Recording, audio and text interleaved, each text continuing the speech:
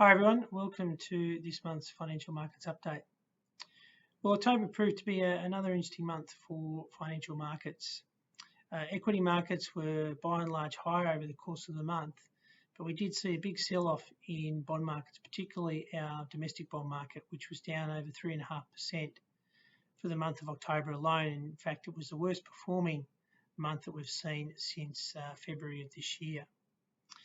What drove that? Again, we saw the ongoing risks associated with higher inflationary expectations continue to filter into the market, as well as the decision by the Reserve Bank to no longer try and target the short end of the curve and yield curve control effectively, and basically allow the market to dictate where rates should sit as it relates to that side of it. So, that resulted in a pretty significant sell-off in the front end of the curve with yields up over 90 basis points.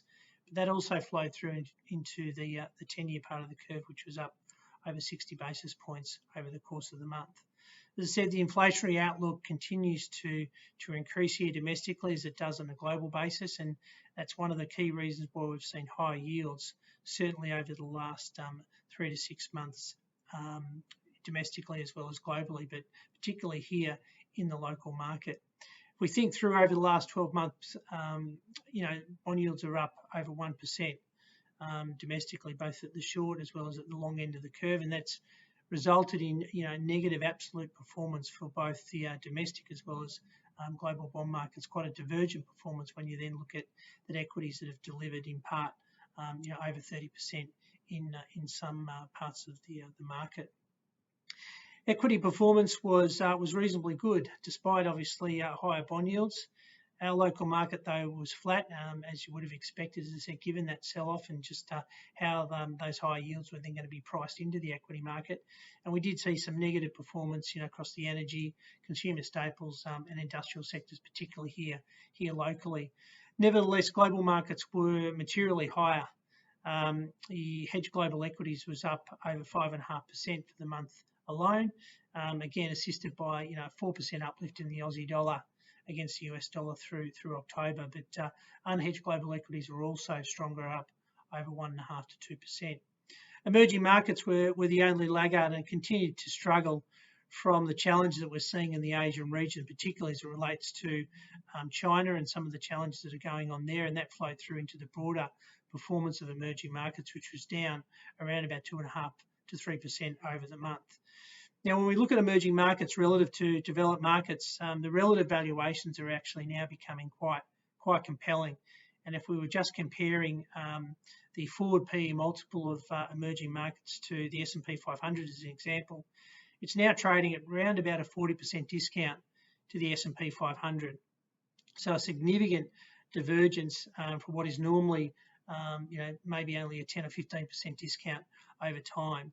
So from our perspective, there is some potential opportunity in that part of the market, but we was probably being slightly more cautious in terms of that positioning. We have maintained a position in emerging markets, but over the last little while we have moderated that. But when we start to sort of see these quite significant valuation discrepancies, it does get us a little interested. But as I said, we'd probably like to see some of those challenges and some of the headwinds that facing China start to play out over the next couple of months, because we don't think that those valuation gaps are going to, as I said, arbitrage away in the short to medium term. So we do think there is some time on our hands as it relates to repositioning. But more broadly, when we think about emerging market, it isn't all just China, and this is one of the reasons why we've been maintaining our exposure in that part of the market.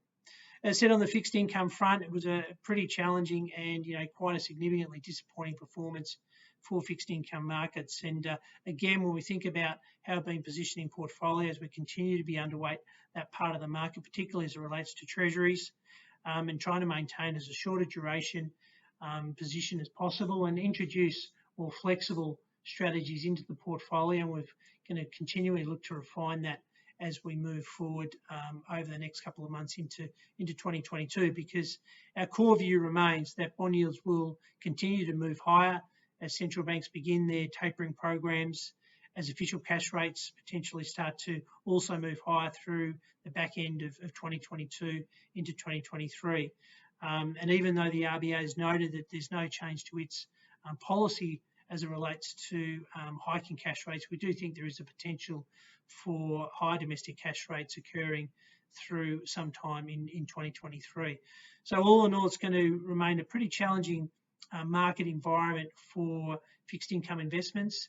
Not only are we starting to see, as I said, the policy framework change, inflationary expectations may also result in continuing high yields coming through as investors and the market more generally expects a response from central banks. And as I said, we expect that to begin with tapering programs through the back end of this year into 2022.